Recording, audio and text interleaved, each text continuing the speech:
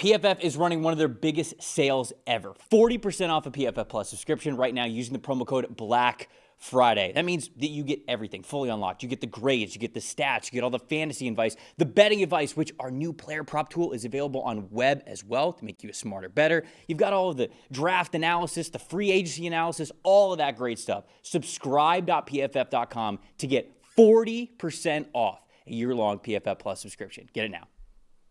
The Jags traveling to Tennessee to take on the Tennessee Titans. They've gotten a spark from some of their young guys recently, especially on the offensive side of the ball. Tennessee has. I'm interested to hear what you think about this game. You want to talk about the Titans or Jacksonville here to kick this off? Yeah, I mean, Cam Ward, Xavier Restrepo, we've seen Chimere Dike play well lately. They played a good fourth quarter against the against the Seahawks last week, and that's kind of the state of what we've been looking at with the Titans offense is, they might get like one good quarter out of them per game, but you need to play the full 60 minutes, especially against this Jags secondary that after slumping for a bit in the middle of the season, especially when Devin Lloyd was injured out a couple games at linebacker, they've kind of picked things back up in coverage. From weeks 1 through 5, they were second in the league in coverage grade behind Kansas City.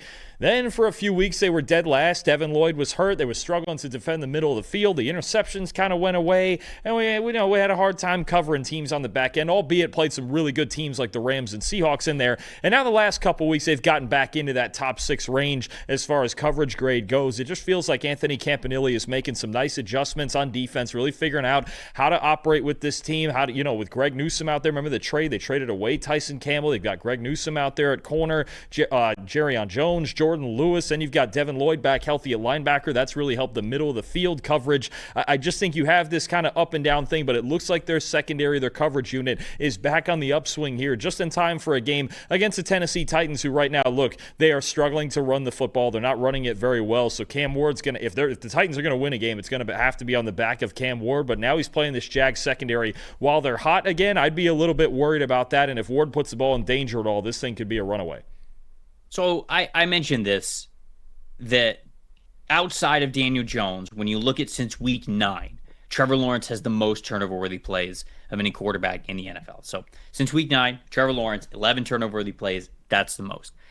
I think Lawrence has made good plays as well. It's not like it's all been bad from Lawrence, but I think I see a lot of this frustration from Jags fans on social media that this is just kind of who Trevor Lawrence is. And it might just be who he is in his NFL career. He's just going to have a decently even turnover-worthy play to big-time throw percentage. And I think I mentioned this to you on the Monday show. If you look at the last 3 years, those numbers have been going in the opposite direction of what you want. The big-time throws, I think he was right around 5.5% 2 years ago. Next year, it's like high 4s. This year, low 3s. Okay, when you look at turnover-worthy play percentage, this year, or I should say 2 years ago, it was low 3s, and it was high 3s. Now it's low 4s. So that number is going in the wrong. He is throwing more turnover-worthy plays per pass, and he's throwing less big-time throws per pass, and it just kind of feels like that's the story of him right now. He's going to be a quarterback that giveth and taketh away. Both one of those two things, or actually both of those two things, it feels like could happen within a game. With that said, you need to have the right run game to supplement what Trevor Lawrence is doing.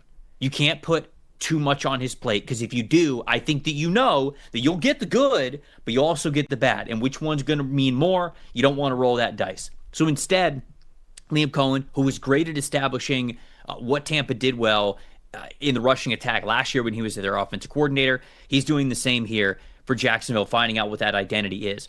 65 of their running snaps have been from zone concepts over the last 4 weeks specifically. So 65, which is the most, is the top 2 for them, have been those zone rushing concepts, outside zone, inside zone.